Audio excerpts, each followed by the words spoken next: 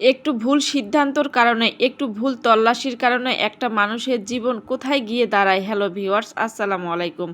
আমরা যদি সঠিকভাবে তদন্ত করতে না পারি, সঠিকভাবে সিদ্ধান্ত নিতে না পারি, তাহলে একটা মানুষের জীবন দেখছেন আজকে কোথায় গিয়ে দাঁড়িয়েছে। সেই ছেলেটার জীবন, যে মা তাকে এই দুনিয়াতে নিয়ে এসেছিল, যে মা তাকে জন্ম দিল, সেই মায়ের খুনের হিসাবে তাকে আজকে শাস্তি পেতে হচ্ছে এবং অলরেডি সে কয়েকদিন শাস্তি পেয়েছে।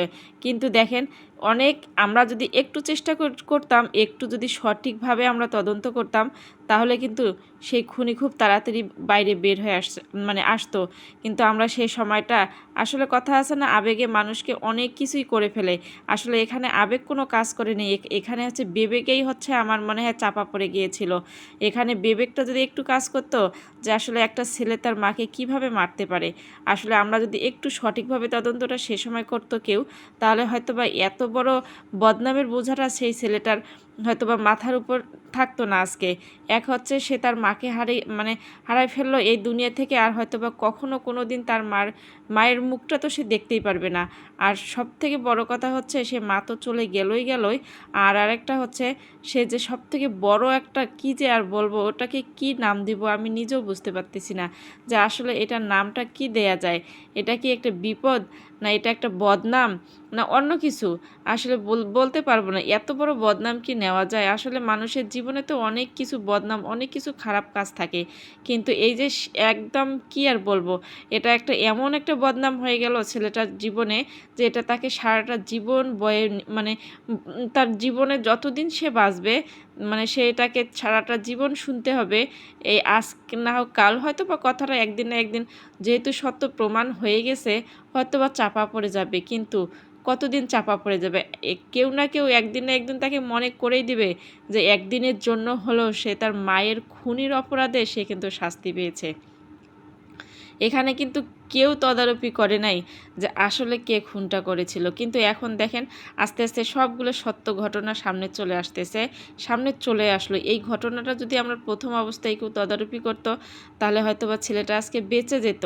আর হচ্ছে এই বদনাম, বিশেষ করে সব থেকে বড় কথা হচ্ছে বদনামটা তার উপরে আর চাপতো না।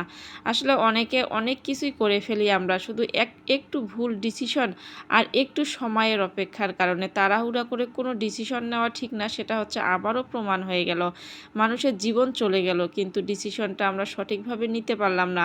বারবারই সে বলেছিল যে সে তার মাকে খুন করেনি, কিন্তু এই যে অত্যাচার, টর্চার যে তার উপর একটা হচ্ছিল, সেই টর্চারের কারণে সে দেখছেন কত বড় একটা বদনাম মাথায় নিয়েছে।